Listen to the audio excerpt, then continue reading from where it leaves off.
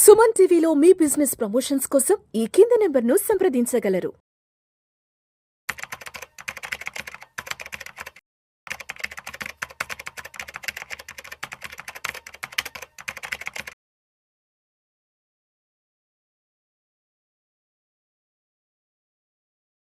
Welcome to Vishnu talks. నేను మీ విష్ణు. ప్రస్తుతం నాతో పాటు AMFI registered mutual fund distributor Bonigala Solomon గారు ఉన్నారు. వారితో మాట్లాడదాం. సాల్మన్ గారు నమస్తే సార్. నమస్తే అండి విష్ణు గారు. Welcome to Vishnu talks. Thank you అండి. సో సాల్మన్ గారు, ఇవాళ ఒక ఇంట్రెస్టింగ్ టాపిక్ గురించి మాట్లాడుకుందాం. చాలా మంది కొన్ని సంవత్సరాలుగా, కొన్ని జనరేషన్స్గా ఒక సామాన్యమైన లైఫ్ స్టైల్లోనే బ్రతుకుతూ ఉంటారు. అంటే వాళ్ళ తాతలు కూడా అదే అతి సామాన్యమైన లైఫ్ స్టైల్లో ఉంటారు. నెక్స్ట్ వాళ్ళ పేరెంట్స్ కూడా అదే అతి సామాన్యమైన లైఫ్ స్టైల్లో ఉంటారు. నెక్స్ట్ వాళ్ళ పిల్లలు కూడా అదే అతి సామాన్యమైన లైఫ్ స్టైల్లో ఉంటారు. అంటే ఒక 50, 60, 70 సంవత్సరాల క్రితం వాళ్ళ తాతల నుంచి వాళ్ళ లైఫ్ స్టైల్ ఎలా ఉందో ఇప్పటి వాళ్ళ మనవరాళ్ళు కూడా అదే లైఫ్ స్టైల్లో వెళ్తుంటారు. అంటే అతి సామాన్యమైన, చెప్పాలంటే పావర్టీ లైన్కి దగ్గరగా అనుకుందాం ఓపెన్ గా మాట్లాడుకోవాలంటే. సో ఎందుకంటారు తరాలు మారినా, జనరేషన్స్ మారినా చాలా మంది ఒక సామాన్యమైన, ఒక పేదరికానికి దగ్గరగా ఉన్న లైఫ్ స్టైల్లోనే ఉంటారు. కానీ ఎందుకు అందరూ ధనవంతులు కాలేకపోతున్నారు? ఎస్, వాళ్ళు చేసే తప్పేంటి? వాళ్ళు చాలా కష్టపడతారు. అందరూ కష్టపడే వాళ్ళే. వాళ్ళ తాతలు కష్టపడ్డారు, వాళ్ళ తండ్రులు కష్టపడ్డారు, ఇప్పుడున్న ఆ పిల్లలు కూడా కష్టపడుతూనే ఉన్నారు. బట్ ఎందుకో ఇక్కడ ధనవంతులు అవ్వడంలో కాస్త వెనుకబడుతున్నారు. ఎస్, వాళ్ళ వైపు జరుగుతున్న తప్పేంటి? ఆ తప్పుల్ని అధిగమించి బయటకు వచ్చి అండ్ వాళ్ళు కూడా ధనవంతులుగా మారాలంటే ఏం చేయాలి? విష్ణు గారు, thank you for inviting me Vishnu talks. Vishnu talks ద్వారా మనము సామాన్యమైన ప్రజల్ని, మధ్యతరగతి ప్రజల్ని ఎంపవర్ చేయాలి, ధనవంతులు చేయాలి, ఆర్థిక జ్ఞానం ఇవ్వాలి అన్నది మన యొక్క ప్రథమ కర్తవ్యం. చూడండి విష్ణు గారు, ఎవరైనా ఆర్థికంగా మిక్కిలి ధనవంతులు కావాలంటే ఫస్ట్ వాళ్ళు ఏదైనా కనిపెట్టాలి. Invent something. ఇప్పుడు చూడండి, గ్రాహం బెల్ గారు టెలిఫోన్ కనిపెట్టారు.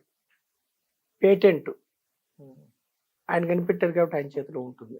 లేదంటే Apple computers, Microsoft, bill gates గారు, మన జొమాటో, స్విగ్గీ. అంటే ఏదన్నా కొత్తగా కనిపెడితే, అంటే మీ యొక్క మైండ్ అనేది, మీ మేధస్సు అనేది, మీ శక్తి, ప్రతి మనిషిలో మిక్కిలి మేధస్సు దేవుడిచ్చాడు. మీరు దాన్ని వాడుకుంటే మీరు ధనం సంపాదించడానికి కానీ, కీర్తి సంపాదించడానికి కానీ, మిక్కిలి ప్రయోజకులు అవడానికి అవకాశం ఉంది. అయితే చాలా కొద్ది మంది మాత్రమే అపారమైన జ్ఞానంతో, స్వశక్తితో ఏదన్నా కనిపెట్టి ధనవంతులు అవ్వగలరు. రెండవది చదువు. చదువు వల్ల మీరు బాగా చదువుకోవటం వల్ల డాక్టర్స్ అయితే ఆర్థికంగా ప్రతి నెల మీకు మిక్కిలి ధనం సంపాదించే అవకాశం ఉంది. డాక్టర్స్ కానీ, సాఫ్ట్వేర్ ఇంజనీర్స్ కానీ, సైంటిస్టులు కానీ, మంచి లాయర్స్ కానీ, జడ్జిలు కానీ, తర్వాత లేదంటే మూవీస్లో బాగా కష్టపడి ఇన్నోవేటివ్ థాట్స్లో డైరెక్టర్స్ కానీ, హీరోయిన్స్ కానీ, కెమెరా డిపార్ట్మెంట్లో టాప్ మోస్ట్ పోస్ట్ కానీ, డ్యాన్స్లో కానీ, ఏ రంగంలోనే సక్సెస్ అయిన వ్యక్తులు మిక్కిలి డబ్బు సంపాదించుకోగలరు. వాళ్ళు నిలబెట్టుకోరా సెకండరీ, అవకాశం ఉంది.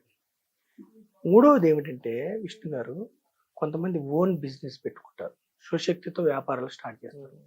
అందులో కొద్ది మంది సక్సెస్ అవుతారు, మిక్కిలి సక్సెస్. అది హోటల్ రంగం కావచ్చు, టెక్స్టైల్ రంగం కావచ్చు, ఏ బిజినెస్ అయినా కొద్ది మంది సక్సెస్ అవుతారు. సక్సెస్ అయిన వాళ్ళ గురించి మనం ప్రత్యేకంగా వాళ్ళని మనం ఎంపవర్ చేయాల్సింది ఏం లేదు. వాళ్ళు ఆల్రెడీ సక్సెస్ రుచి చూశారు, ధనం రుచి చూశారు. మనం ఇక్కడ ఏమిటంటే, మన ఉద్దేశం, మీరు ఏదో కారణం వల్ల పెద్ద పెద్ద చదువులు చదవలేదు, మంచి ఉద్యోగం రాలేదు, గవర్నమెంట్ ఉద్యోగం రాలేదు, చిన్న ఉద్యోగం చేస్తున్నారు. వాచ్మెన్, మన వీడియో చూసే వ్యక్తి చిన్న వాచ్మెన్ కావచ్చు, చిరు వ్యాపారస్తులు, కూరగాయల వ్యాపారస్తులు కావచ్చు, చిన్న చిన్న చేతి వృత్తులు చేసుకునే వాళ్ళు కావచ్చు, ఆటో డ్రైవర్స్ కావచ్చు, రైతులు కావచ్చు, చిన్న వ్యక్తులు అంటే నెలకి ఒక 50,000 లోపు వచ్చే వ్యక్తులు, కూలీలైనా ఎవరైనా వారిని ఎంపవర్ చేయటం ఎలా మన ప్రధాన ఉద్దేశం. సుమన్ టీవీ ప్రధాన ఉద్దేశం. మనం ఏం చెప్తున్నామంటే విష్ణు గారు, ఇన్వెస్ట్మెంట్ ఇన్వెస్ట్మెంట్ ఇన్వెస్ట్మెంట్. మదుపు చెయ్యండి, ఓనర్స్ అవ్వండి, కంపెనీలలో ఓనర్స్ అవ్వండి. కంపెనీలలో ఓనర్స్ అయితే మీరు ఎంత తక్కువ సంపాదించేవారైనా మీరు ఎంపవర్ అవటానికి అవకాశం ఉంటుంది. ఏ విధంగా ఉంటుంది? ఏ కంపెనీస్లో ఓనర్స్ కావాలి? బ్యాంకింగ్ కంపెనీస్లో ఓనర్స్ అవ్వండి. భారతదేశంలో ఉన్న టాప్ మోస్ట్ బ్యాంక్స్లో మీరు భాగస్వామ్యం తీసుకోండి, ఓనర్స్ అవ్వండి. భారతదేశంలో ఉన్న top most software companies owners అవ్వండి. భారతదేశంలో ఉన్న స్టీల్, సిమెంట్, ఇన్ఫ్రా కంపెనీస్లో ఓనర్స్ అవ్వండి. మన దేశంలో ఉన్న గవర్నమెంట్ కంపెనీస్, పబ్లిక్ సెక్టార్ కంపెనీస్లో ఓనర్స్ అవ్వండి. మన దేశంలో ఉన్న పెద్ద పెద్ద హాస్పిటల్స్లో ఓనర్స్ అవ్వండి. మన దేశంలో ఉన్న పెద్ద పెద్ద 5 స్టార్ కంపెనీస్లో ఓనర్స్ అవ్వండి. చదువు లేకపోయినా పర్వాలేదు, చిన్న జీతమైనా పర్వాలేదు, కెమికల్ కంపెనీస్లో ఓనర్స్ అవ్వండి. మన దేశంలో ఉన్న ఇన్సూరెన్స్ కంపెనీస్లో ఓనర్స్ అవ్వండి. పవర్ కంపెనీస్లో, భారతదేశంలో ఉన్న పవర్ కంపెనీస్లో ఓనర్స్ అవ్వండి. ఎఫ్ఎంసీజీ కంపెనీస్లో ఓనర్స్ అవ్వండి. అంటే మన దేశంలో ఉన్న టాప్ మోస్ట్ 30 కంపెనీస్లో ఓనర్షిప్ తీసుకోండి. బిజినెస్ పార్ట్నర్ అవ్వండి, భాగస్వామి. మన దేశంలో ఉన్న టాప్ మోస్ట్ 50 కంపెనీస్లో ఓనర్స్ అవ్వండి, భాగస్వాములు కండి. టాప్ మోస్ట్ 101 నుంచి 250 కంపెనీస్లో ఓనర్స్ అవ్వండి. ఏమిటి లాభం? ఓనర్స్ అయితే ఏమిటండి విష్ణు గారు మనకి లాభం? మన దేశం బ్యాంకులు లాభాలు సాధిస్తే మీకు లాభాలు వస్తాయి. మన దేశంలో ఇన్సూరెన్స్ కంపెనీస్ లాభాలు సాధిస్తే మీకు లాభాలు వస్తాయి, అంటే సామాన్యమైన ప్రజలకు. మన దేశంలో ఉన్న steel, cement, power companies, insurance companies, mining companies, రక్షణ డిఫెన్స్ కంపెనీస్ లాభాలు సాధిస్తే మీకు లాభాలు వస్తాయి. మన దేశంలో ఉన్న ఎఫ్ఎంసీజీ కంపెనీస్ లాభాలు సాధిస్తే మీకు లాభం. అంటే ఓనర్షిప్ అంటే దేశంలో ఉన్న టాప్ మోస్ట్ కంపెనీస్లో ఓనర్షిప్ అంటే దేశం యొక్క ఆర్థిక వ్యవస్థలో మీరు భాగస్వాములైనట్టు.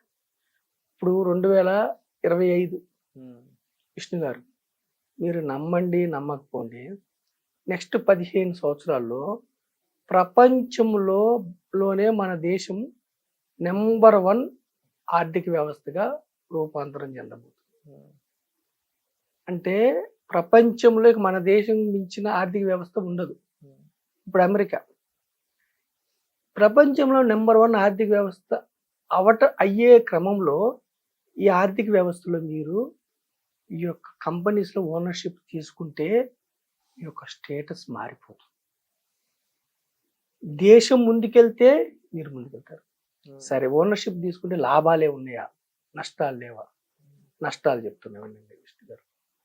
మన దేశంలో ఉన్న పెద్ద పెద్ద బ్యాంకులన్నీ దివాలా తీస్తే మీకు నష్టం. మన దేశంలో ఉన్న పెద్ద పెద్ద సాఫ్ట్వేర్ కంపెనీస్ అన్ని దివాలా తీస్తే మీకు నష్టం వస్తుంది. మన దేశంలో ఉన్న పెద్ద పెద్ద హాస్పిటల్స్ దివాలా తీస్తే మీకు నష్టం వస్తుంది. మీకంటే ఎవరైతే ఇన్వెస్ట్ చేశారో వాళ్ళకి.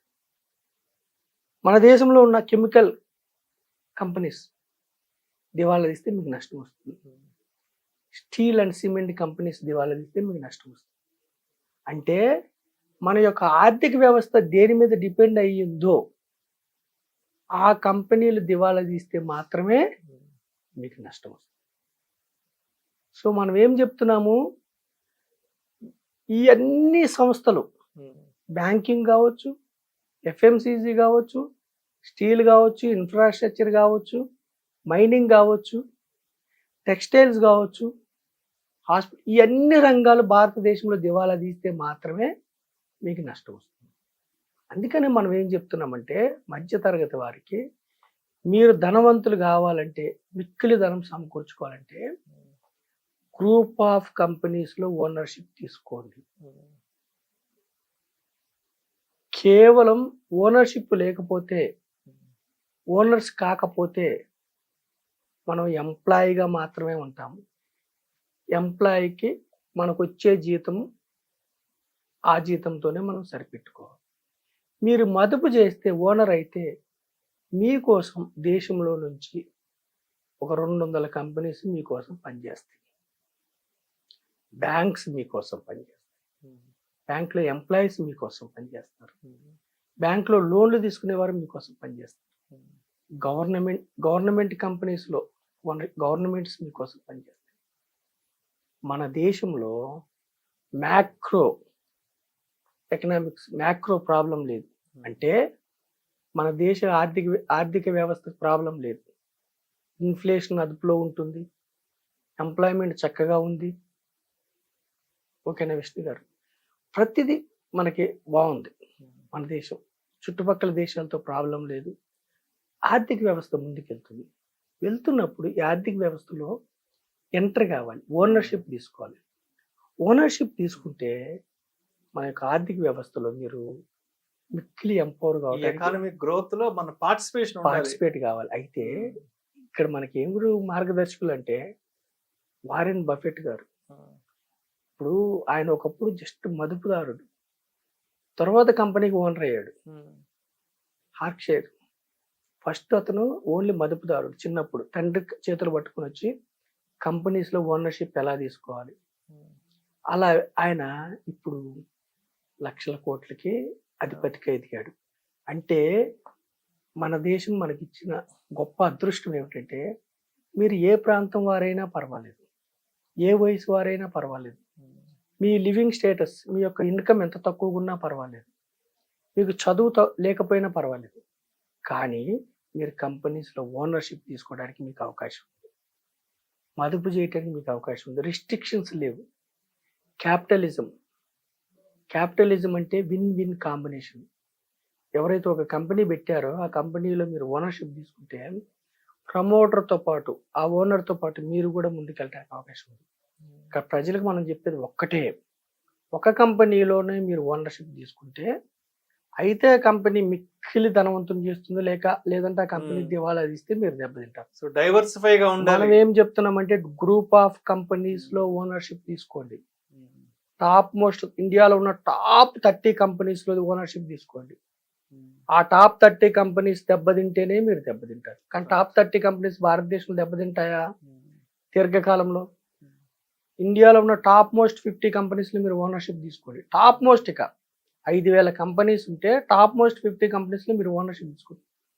టాప్ మోస్ట్ హాస్పిటల్స్ లో ఓనర్షిప్ తీసుకోండి. టాప్ మోస్ట్ బ్యాంక్స్ లో ఓనర్షిప్ తీసుకోండి. అంటే దుర్భేద్యమైన భారతదేశ ఎకానమీలో మీరు పార్టిసిపేట్ అవ్వండి.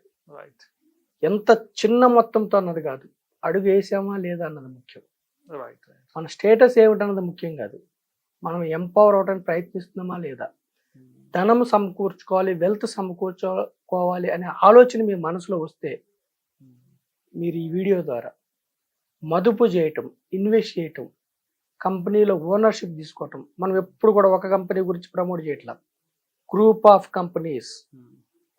కంపెనీస్ ఇండియాలో top most 200 companies, top most 100 companies, top most 50 companies ownership తీసుకుంటే ఎకానమీ ఎలా ముందుకెళ్తుందో మీరు అలా ముందుకెళ్తారు. వికసిత్ భారత్ నెక్స్ట్ 15-20 years లో వికసిత్ భారత్ ప్రపంచంని శాసించే స్థితికి భారతదేశం చేరుకుంటుంది. ఆ శాసించే స్థితిలో మీరు మీ కుటుంబంలో ఎంపవర్ అవ్వాలి. మీరు మీ కుటుంబంలో ఎంపవర్ కాకపోతే దేశం ముందుకెళ్ళినా మనం వెనకబడి ఉంటాం. సో మన ఎపిసోడ్ ద్వారా నేను ప్రజలకు తెలియజెప్పేది ఏంటంటే వికసిత్ భారత్, మన దేశ యొక్క ఆర్థిక వ్యవస్థలో కంపెనీస్లో ఓనర్షిప్ పొంది ధనవంతులు గమ్మని నేను మీ ద్వారా విష్ణు టాక్స్ ద్వారా సందేశం ఇస్తున్నాను. Thank you sir, thank you so much Salman గారు. థ్యాంక్ యూ అండి విష్ణు చాలా గారు. చక్కగా చెప్పారు.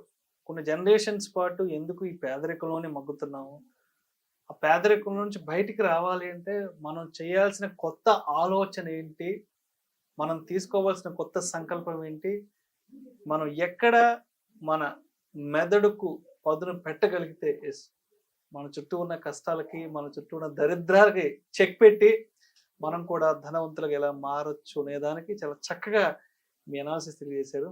Thank you so much. And అడిగిన వెంటనే విష్ణు టాక్స్ రావడం కూడా నాకు చాలా సంతోషాన్ని ఇచ్చింది. Thank you so much sir. Thank you అండి విష్ణు గారు.